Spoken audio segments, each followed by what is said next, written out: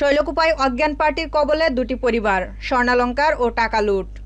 ঝিনাইদহের শৈলকুপায় দরজা ভেঙে চেতনানাশক ঔষধ স্প্রে করে দুটি পরিবারের 5 জন সদস্যদের অজ্ঞান করে 15 ভরি স্বর্ণের গহনা, নগদ লক্ষাধিক টাকা লুট করে নিয়ে যাওয়ার অভিযোগ উঠেছে। গতরাত্রে উপজেলার দুধসর ইউনিয়নের দুধসর গ্রামে বিজু চাকি ও সুমন কুমার চাকির বাড়িতে এই ঘটনা ঘটে।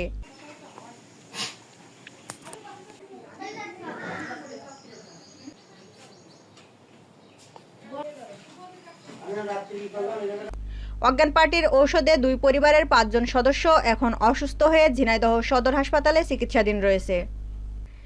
স্থানীয়রা জানান, রাতে খাওয়া দাওয়া শেষে সবাই ঘুমিয়ে পড়ে। রাত 2টার দিকে পাশের ঘরের একজনের ঘুম ভাঙলে দেখে সব ঘরের দরজা খোলা ও ঘরের জিনিসপাতি সব এলোমেলো অবস্থায় পড়ে রয়েছে।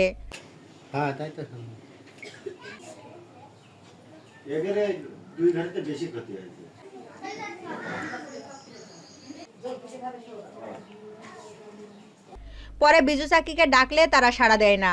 পরে ওই নারী চিৎকার চেঁচামেচি করলে আশপাশের লোকজন ছুটে এসে বিজু ও সুমনের পরিবারের 5 জনকে উদ্ধার করে ঝিনাইদহ সদর হাসপাতালে নিয়ে গেছে।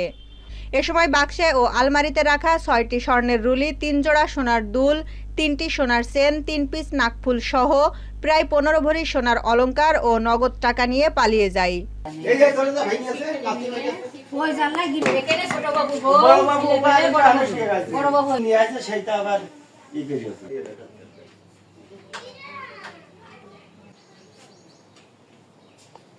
দুধসর ইউনিয়নের 3 নম্বর ওয়ার্ডের ইউপি সদস্য টিক্কা হোসেন জানান, এলাকায় চরমভাবে অজ্ঞান পার্টির সদস্য বেড়েছে। গতরাতে আমাদের গ্রামের 2টি পরিবারের 5 জনকে অজ্ঞান করে প্রায় 15 ভরি স্বর্ণ ও নগদ টাকা চুরি করে নিয়ে গেছে। এসব ঘটনার পরেও একজনকেও গ্রেপ্তার করতে পারেনি পুলিশ।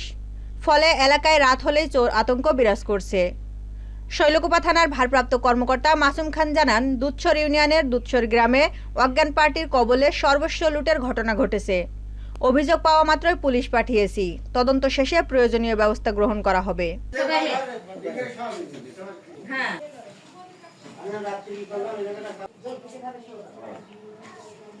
নিয়ে আসে সেইটা আবার